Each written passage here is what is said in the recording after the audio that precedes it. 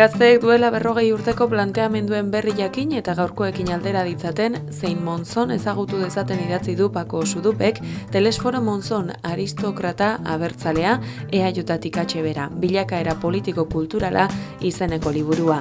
Suduperen arabera 3 etapa izan zituen Monzonek, jaiotzez bergararra zen, langile herrikoa, baina zaldun familiakoa zenez aberatsa. Baliagarria izan zitzaion hori adibidez, soldadutza laburtua egiteko.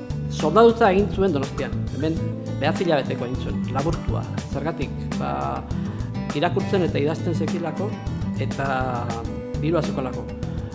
1000 eta 5000 artean pagatu behar zen eta bera familia ugaria eta lortu zuen gutxea opatzea, 600 bapesta opatu zituen eta 9 hilabeteko egin zuen. Eta bandera hemen juratu zuen, zin egin zuen hemen bandera Donostian.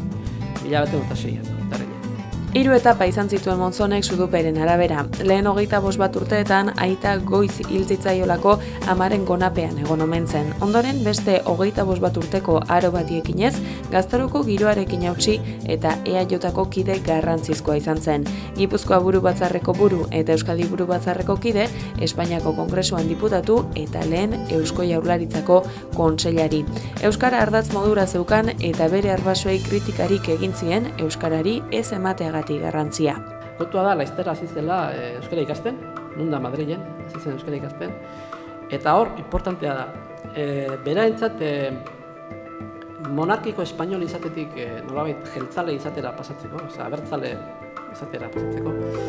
Importantea gauza bat baino gehiago, baina bat euskararena dago.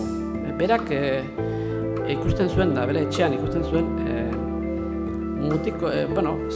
umei euskeraz egiten zietela gurasoek, baina beraien artean inoiz ez, beraien artean beti gaztelaniaz. Eta gutunak ere beti gaztelaniaz, berak kutxan, olaso dorrean, gutun pila bat dago, bera horrekoenak eta bat, dena artean ez. Eta orduan, bere moduko jendeari abokatua, mediko eta bat, erderaz. Eta aldiz, morroiei eta holako baserritarrei eta maizterrei eta hoiei euskeraz. Orduan, ja, 30ean, nolabait, hasten denean jeltzale izaten, edo, desmarkatu denean bere monarkiatik. Frantzesa ondo zekien, gaztelania, euskera kasik rekuperatu inbar izan zuen, euskaldun berria eskatzen zen, txikitan bat zekin, baina gero atzen duen zitzaion, eta orduan gaztelania eta frantzesa goto zekien euskeraz baino. Orduan euskera hasi zen ikasten, lehen esan du ikasten, berri ikasten, edo zobetzen, edo nahezuna. Madrilen hasi zen, eta gero Tolosan egon zen Isaka Mendizabalek prestautako baserri batean egon zen ikasten. Hizlari gixara ere nabarmendu zen Monzon eta Kongresuan EAJko beste kideekin 1930ko hamarkada hasieran egindako lana ere nabarmendu du Sudupek. 3. aroan berriz frankismoaren diktadura aurrera zioanean EAJren ildoarekiko kritikoagoa agertu zen Monzon, oso lotuta ikusten zuen Espainiako politikarekiko eta 1956an dimisio eman zuen karguetatik. 1958an eta sortu zen eta Monzonek gudaritzat zituen eta kideak Ipar Euskal Herrian iheslariak ezagutzen hasi zen eta 1960ko hamarkadako aberri egunen ondorioz ilusionatu ere egin zen.